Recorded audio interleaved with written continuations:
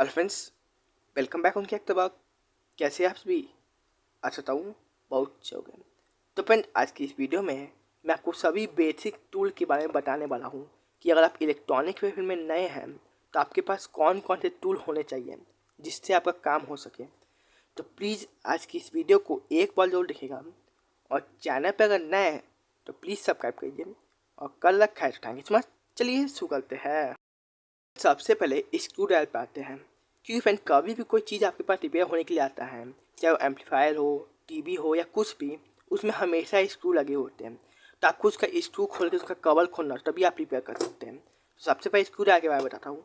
तो आपको इन सब में से कौन सा स्क्रू ड्राइवर लेना चाहिए। तो फ्रेंड, अगर आपके पास बजट है, मतलब पैसे है हल्का ज़्यादा, तो आप हर एक तरह का स्क्रू ड्राइवर ले सकते हैं। देखिए, ये इंसुलेटेड वाला है जिससे आपको करंट ही लगेगा।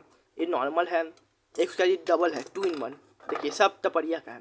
ये देखिए, इन सब का प्राइस मैं ही डिस्क्रिप्शन में लिंक देने की कोशिश करूँगा। और से आप ये सब ऑफलाइन खरीदिए, आपको ज़्यादा सस्ता मिलता है। अगर आप ऑनलाइन खरीदते हैं तो आपको महंगा पड़ता है। तो आप देख सकते हैं, मैं डिस्क्रिप्शन में लिंक दे दूँगा इन सभी का। तो देखिए 2 in 1 स्क्रू ड्राइवर है, इससे बहुत ज़्यादा काम होता है। जैसे माई फ्रेंड, आपको कभी निगेटिव वाला स्क्रू खोलना है तो आपका निगेटिव वाला भी खुल जाएगा। माई जब आपको कभी प्लस वाला जो स्क्रू होता है वो खोलना है तो वो भी खुल जाता है। तो ये हो गया आपका एक। उसके बाद आपका ये बड़ा वाला हो गया हल्का, जिससे आप बड़े स्क्रू को खोलते हैं। उसके बाद ए बी फ्रेंड वही है, बस ये हल्का लंबा में है। जहाँ मुझे कहीं कहीं लंबा लंबा काम में ज़्यादा डीप घुसा होता है तो मैं इसका यूज़ करता हूँ। उसके बाद फ्रेंड आपको एक इलेक्ट्रिक लाइन टेस्टर जरूर लेना चाहिए। कभी भी कहीं फेस को चेक करना होता है तो आपका बहुत काम देता है। तो ये तो मैंने अलग अलग में बहुत ज़्यादा पैसा लग जाता है। ये ऑलमोस्ट मैं बताऊँ तो आपको 100, ये आपका कम से कम 200-300 रुपये आपको लग सकता है, 300-400 रुपया। लेकिन अगर आपका ज़्यादा पैसा नहीं है तो आप इस तरह का एक किट ले सकते हैं। ये मार्केट में 150 से लेकर 200 के अंदर में आ जाता है। ये देखिए, इसमें आपको सभी आपके यूज़ के पेचकस मिल जाते हैं। पॉजिटिव वाला, निगेटिव वाला, और पॉजिटिव निगेटिव छोटा मिल जाएगा, बड़ा मिल जाएगा। ये देखिए, मगर यहाँ प्लस वाला दिखाऊँ तो इसमें देखिए, इसमें 3 तक, एक सबसे बड़ा, एक उससे छोटा, फिर एक उससे भी छोटा। और इसी निगेटिव में दिखाऊँ तो इसमें निगेटिव में भी 3 होते हैं, एक छोटा, एक उससे छोटा, एक उससे छोटा। और फिर इसमें एक टेस्टर भी होता है, जो स्क्रू होता है इसमें टेस्टर भी होता है। देखिए, तो आप ए ले सकते हैं। अगर आपका बजट कम है तो आप ए ले सकते हैं। तो हो गया। अब उसके बाद फिर सबसे इम्पोर्टेंट चीज़, मल्टीमीटर। फ्रेंड, आपका मल्टीमीटर के बिना कोई काम नहीं होने वाला है। आप माइए फ्रेंड कोई पीसीबी को रिपेयर कर लें, जैसे इस पीसीबी को आप रिपेयर कर लें, तो इसमें आपको कंपोनेंट को चेक करना है, इस कैपेसिटर को चेक करना है, रेजिस्टेंस को चेक करना है। तो आपको मल्टीमीटर आपके पास होना ही चाहिए। और मल्टीमीटर नहीं है तो आप इलेक्ट्रॉनिक काम बिल्कुल भी नहीं कर सकते। आप कौन सा मल्टीमीटर लेना है, एनालॉग लेना है, डिजिटल लेना है, महंगा लेना है, सस्ता लेना है, ये बहुत लोग के मन में कन्फ्यूज होता है। तो फ्रेंड, अगर आप शुरुआती में काम कर लें, अब नया नया है, तो आप हमेशा डिजिटल मल्टीमीटर लें। एनालॉग वाला मल्टीमीटर उतना कुछ खास नहीं होता है, बहुत जो नए मैकेनिक नहीं होता है। आप अगर नए मैकेनिक है तो आप इस तरह जो यूनिटी का पीला मल्टीमीटर था वो ले सकते हैं। और फिर आपको यूनिटी का ही लेना है।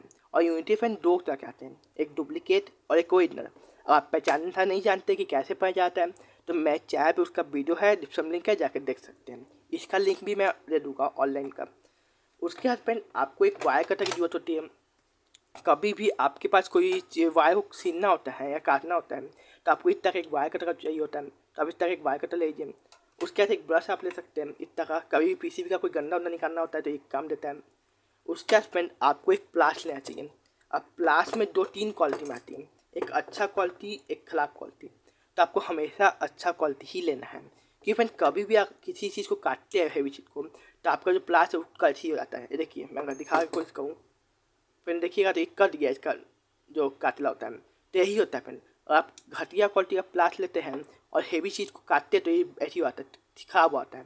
तो आपको हमेशा अच्छा क्वालिटी करना है। अच्छा क्वालिटी में आप टपरिया ले सकते हैं, और भी 2-3 कंपनी है, पाई का, ये सब ले सकते हैं। उसके बाद पेन आपको एक सोल्डिंग आयरन की जरूरत पड़ेगी। कभी भी किसी चीज़ को डिसोल्डिंग करना होता है या सोल्डिंग करना होता है तो आपको इस सोल्डिंग आयरन की जरूरत पड़ेगी ही पड़ेगी। तो आप एक सोल्डिंग आयरन ले लीजिए। सोल्डिंग आयरन फिर आप लोकल भी ले सकते हैं और कंपनी वाले ले सकते हैं, पर लोकल आपका ज़्यादा नहीं चलेगा। या लोकल कुछ इस तरह का आता है जो ज़्यादा 2 या 3 महीने चलता है अगर आप लगातार यूज़ करते हैं। और आपको सिर्फ घर के लिए थोड़ा मोड़ा यूज़ के लिए चाहिए, जैसे कभी एलईडी बल्ब रिपेयर करना हो गया, कभी कुर्सी पर करना हो गया, तो आप ये ले सकते हैं। ये 50 से 60 रुपये के अंदर में आता है। और आपको ज़्यादा हेवी ड्यूटी करना है तो आप इस तरह का जो साइरन का होता है 25 वाट का ले सकते हैं, या 60 वाट का भी ले सकते हैं। आपके रिक्वायर्ड है कितना वाट का आपको लेना है। और इसका प्राइस का बात करो तो फ्रेंड ये 150 से लेके 140 के बीच में आ जाता है। उसके बाद फ्रेंड आपको सोल्डिंग प्लग्स की जरूरत पड़ती है, इस तरह के सोल्डिंग प्लग्स की। आप कोई सा भी कंपनी का ये 10 से 15 रुपये के बीच में आ जाता है, ठीक है। उसके बाद सोल्डिंग वायर लीजिए। अब सोल्डिंग वायर बहुत से लोग कंफ्यूज होते हैं कि मुझे कौन से कंपनी का सोल्डिंग वायर लेना चाहिए, लोकल या कंपनी वाला। सोल्डिंग वायर आप कोई सा भी कंपनी का ले सकते हैं, चाहे वो लोकल हो या ओरिजिनल।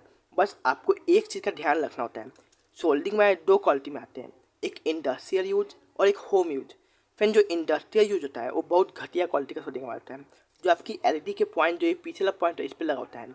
आप देखिएगा तो ये जो सोल्डिंग ऐसे जल्दी पॉइंट पे मेल्ट नहीं होता है, ये बहुत टाइम लगता है, क्योंकि मैंने बहुत ज़्यादा घटिया क्वालिटी का होता है और इसका मेल्टिंग पॉइंट बहुत ज़्यादा हाई होता है। ये सिर्फ 60 वाट की सोल्डिंग ऐसे ही मेल्ट होता है। लेकिन जो आपका होम यूज़ का सोल्डिंग वायर होता है ये नॉर्मल 25 वाट की भी सोल्डिंग ऐसे मेल्ट हो जाता है।